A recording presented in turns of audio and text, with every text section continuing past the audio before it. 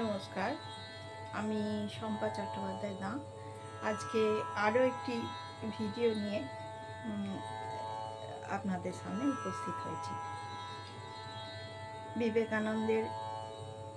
বিশ্বনাথী বিবেকানন্দের সেই দুটি বিখ্যাত গান, একটি মনে চলো নিজ নিকেতনে এবং অপরটি নাহি সূর্য নাহি জ্যোতি নাহি শশাঙ্ক সুন্দর।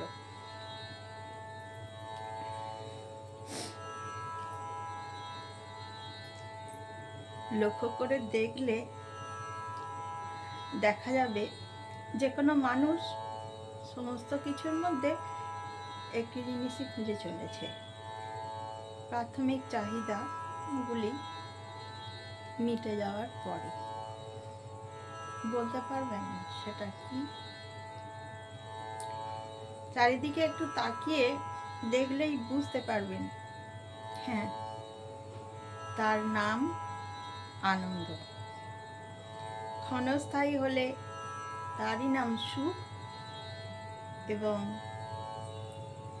আনন্দ দীর্ঘস্থায়ী হলে তার নামই শান্তি। কেউ নেচে আনন্দ খুঁজে চলেছে, কেউ খেলে,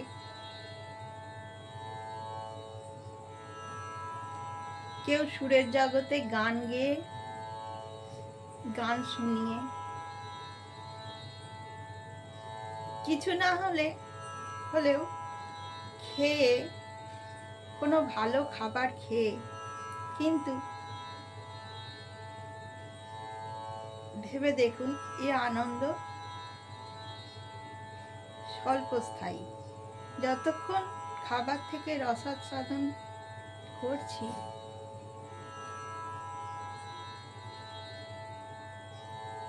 ততক্ষণ ফুরিয়ে গেলে আনন্দও ফুরিয়ে যায়।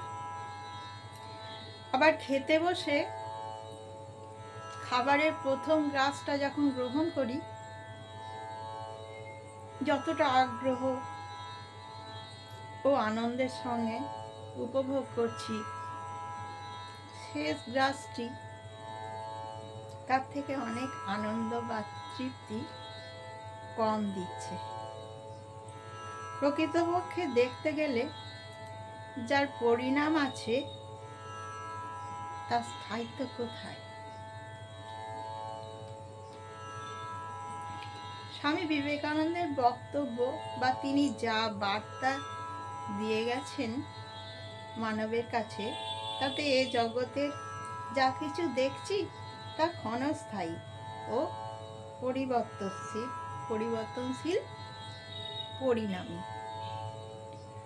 শ্রী শ্রী ঠাকুর রামকৃষ্ণ পরমহংস ও তার স্নেহে সুযোগ্য শিষ্য বিবেকানন্দের মতে ও যুক্তি বিচারে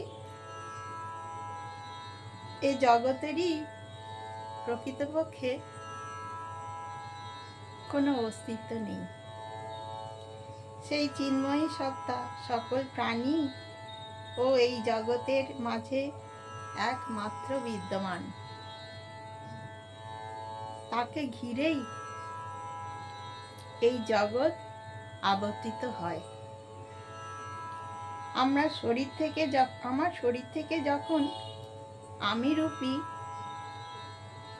জীবাত্মা বেরিয়ে যায়, তখন এই শরীরের কোনো অস্তিত্ব নেই।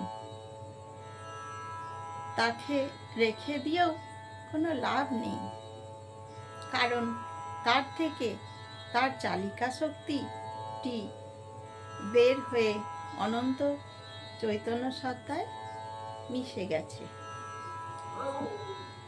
বিবেকানন্দ তার গানে বলেছেন, নাহি সূর্য নাহি জ্যোতি নাহি শশাঙ্ক সুন্দর, ভাসে বোমে ছায়া সম ছবি বিশ্ব চরাচর। এই সাধকের পরম সমাধি অবস্থার ধ্যানের শেষ স্তরে গেলে মানুষ এই অবস্থা উপলব্ধি করতে পারে।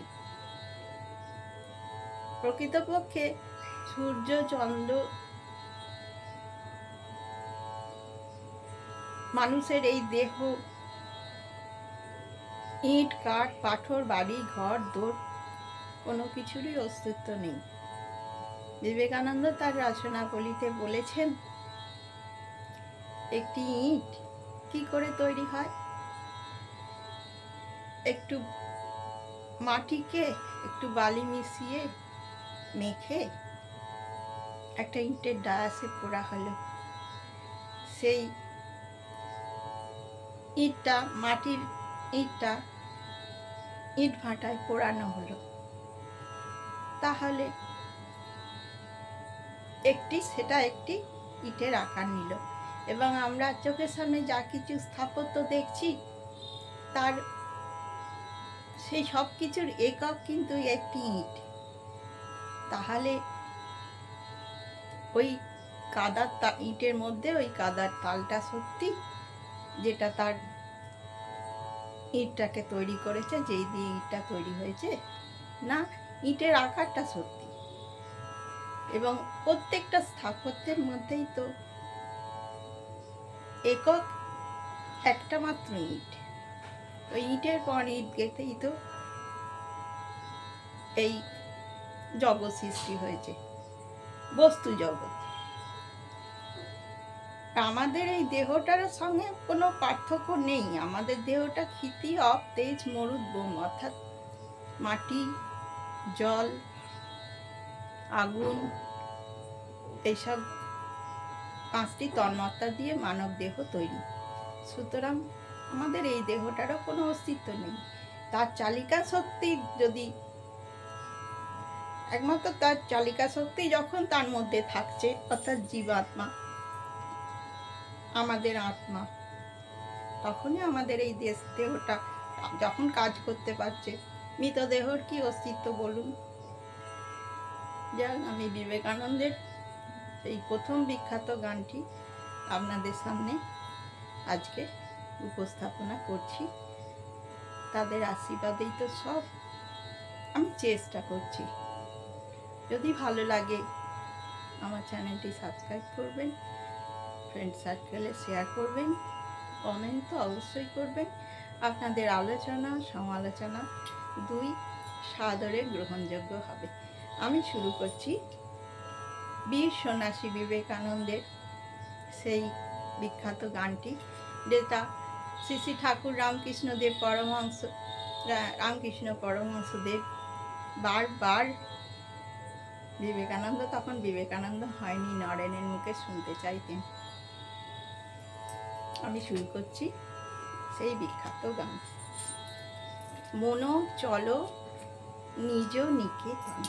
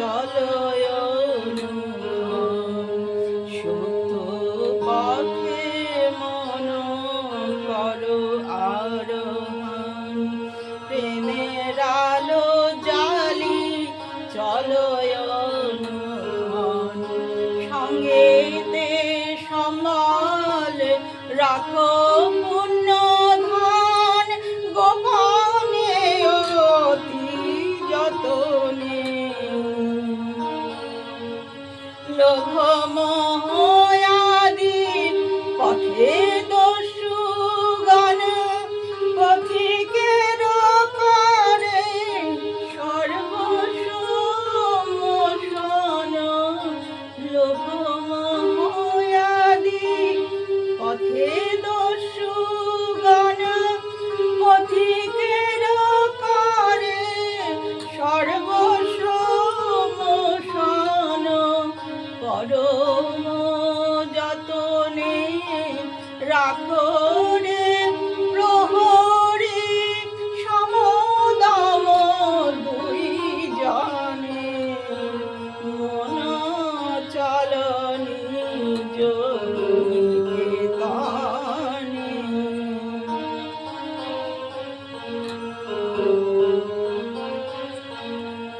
সংসার বিদেশে বিদেশীর বেশে ভ্রম কেন অকারণে। মন চলনি নিকেতনে।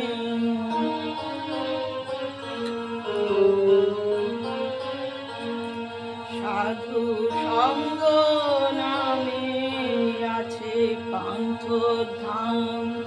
শ্রান্ত হলে তথায় করিবে বিশ্রাম। সাধু সঙ্গ নামে আছে পান্থ ধাম। শ্রান্ত হলে তথায় করিবে বিশ্রাম। পথভ্রান্ত হলে শুধাইবে পথ। পথভ্রান্ত হলে শুধাইবে পথ। সে পান্থ নিবাসী জনে। যদি দেখো পথে ভয়ের আগার, যদি দেখো পথে ভয়ের আগার, প্রাণে করে দিও দোহাই রাজার। যদি দেখো পথে ভয়ের আগার, প্রাণে করে দিও দোহাই রাজার। সে পথে রাজার প্রবাদ